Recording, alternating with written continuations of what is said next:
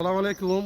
আপনারা দেখেন আমি আছি আমাদের সৈয়দপুর গ্রামে নিজ গ্রামে। এই যে দেখেন এই ব্রিজগুলি অনেক আগে নির্মিত হয়েছে। এগুলি মনে করেন যে জরাজীর্ণ অবস্থায়। ব্রিজগুলি সংস্কার প্রয়োজন আগেই দেখাইছি যে অনেকগুলি ব্রিজ আমাদের গ্রামে সমস্যা সমস্যার কারণে আজকে এই যে খুবই অবস্থা খারাপ। তা আপনারা যারা এই ব্রিজটা অনেক লোক যাতায়াত করার ফলে এই যে ছোট ছোট বাচ্চা আছে ওই যে এদের জন্য এটা খুবই রিস্ক। এখানে উপস্থিত আছে আমাদের ভাতিজা জীবন সর্দার, আমার অত্যন্ত প্রাণপ্রিয় মানে সাবেক ক্রিকেটার।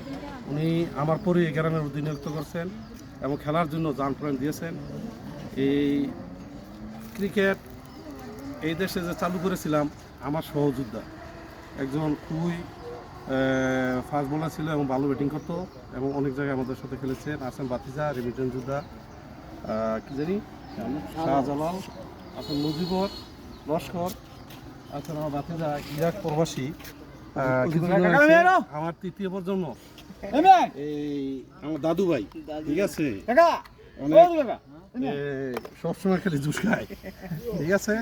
আছে এই যে ছোট ভাই লেহাজুদ্দিন, আছে মামা হ্যাঁ জানি কি লস্কর জানি, যাই হোক আপনারা যারা দেশ বিদেশ থেকে ভিডিওটি দেখেন তাদেরকে অসংখ্য ধন্যবাদ জানিয়ে বিদায় নিচ্ছি। আর এলজিডি কর্তৃপক্ষের দৃষ্টি আকর্ষণ করছি, আপনারা আমাদের গ্রামে একটু এসে এই যে কালভার্ট ব্রিজগুলি যে অকুজ হয়ে যাচ্ছে এগুলিতে একটু খেয়াল দিবেন। এসব করে বিদায় নিচ্ছি। আসসালামু আলাইকুম।